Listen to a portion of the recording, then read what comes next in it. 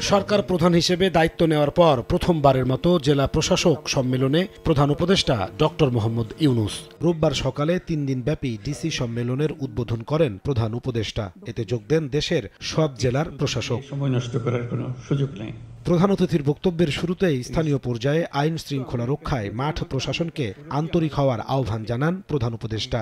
বলেন, শান্তি শৃঙ্খলা রক্ষায় অন্তর্বর্তী সরকারের প্রধান বিবেচ্য। এর উপর নির্ভর করে সরকারের সফলতা ব্যর্থতা।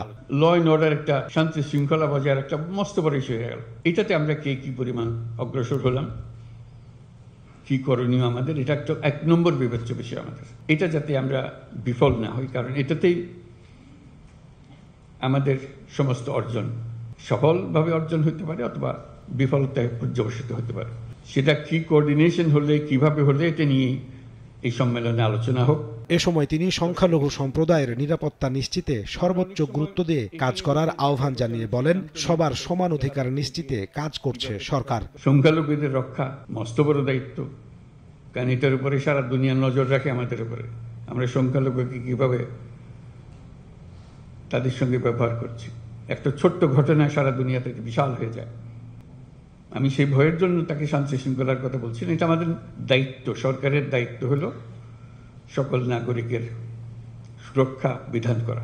আমি সংখ্যালঘু সম্প্রদায় তাদেরকেও বলেছি, আপনারা সংখ্যালঘু হিসেবে আমাদের কাছে দাবি করেন না, দেশের নাগরিক হিসেবে দাবি করেন।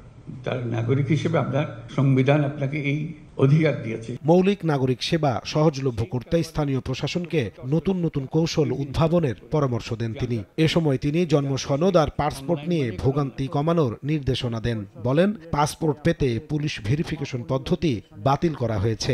জন্ম নিবন্ধন এটার কোনো মা বাবা আছে বলে আমার মনে হয় না, কিন্তু পাওয়া যায়। পয়সা দিলে ঠিকই চলে আসে। পয়সা দিলে যখন ঠিকই চলে আসে, তাহলে পয়সা না দিলেও আসার কথা। এই সিস্টেমটা আমরা করতে পারছি না কেন? এটা তো একজন নাগরিকের অবশ্য প্রাপ্য।